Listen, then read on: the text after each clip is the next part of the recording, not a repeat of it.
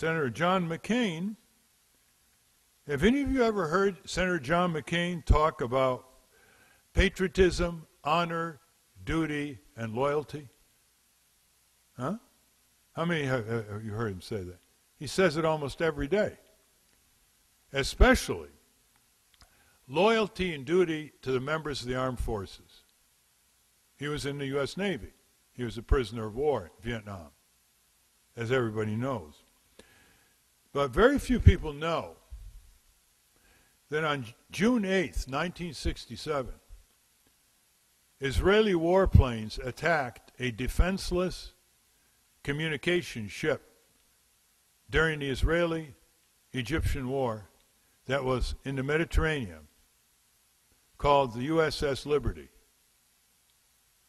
Although the Israeli military positively identified early that morning that ship as an American ship, they claimed later that they didn't have the right location where the Liberty was. They attacked this ship with napalm, with torpedo boats, machine gunning our sailors, and with French Mirage jets bombing that ship. 34 sailors lost their lives, 170 were wounded as that ship barely limped to an island base in the Mediterranean. What happened after that is something Senator McCain should answer for. A board of inquiry was established by Secretary of Defense McNamara and President Lyndon Johnson. It reported in a mere 10 days, on June 18th, 1967, that it was an accidental attack by the Israeli Air Force. This has been proven false again and again. The head of that board of inquiry was Admiral McCain, John McCain's father, who was ordered to come out with the conclusion that it was accidental. The plane happened to be a communications plane. It's called a signal intelligence platform ship loaded with electronic radar gear. In other words, it intercepted electronic communications.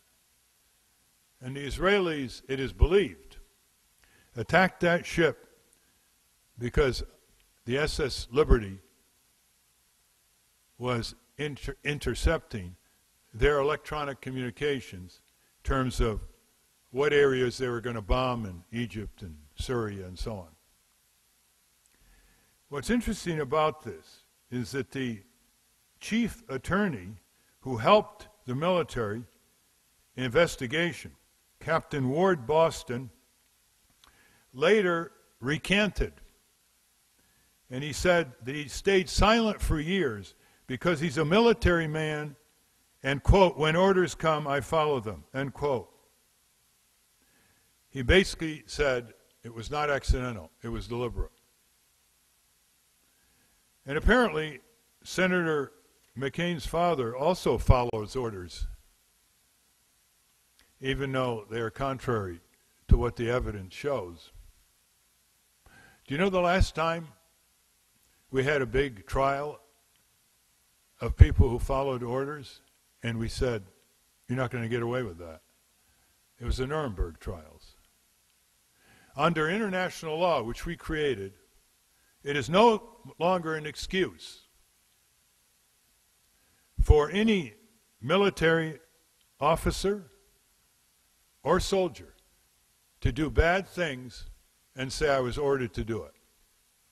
Under international law, they can disobey, and they're supposed to be protected.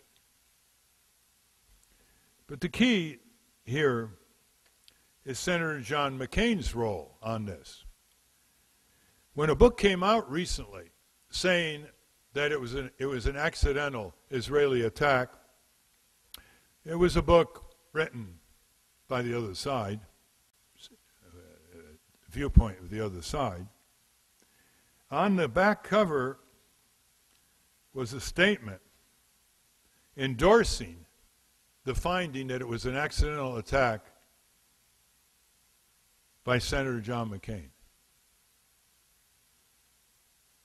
He said, I commend Judge Crystal, was a retired judge who wrote this book saying it was accidental, quote, for his thoroughness and fairness, and I commend this work. Now look who disagrees with John McCain.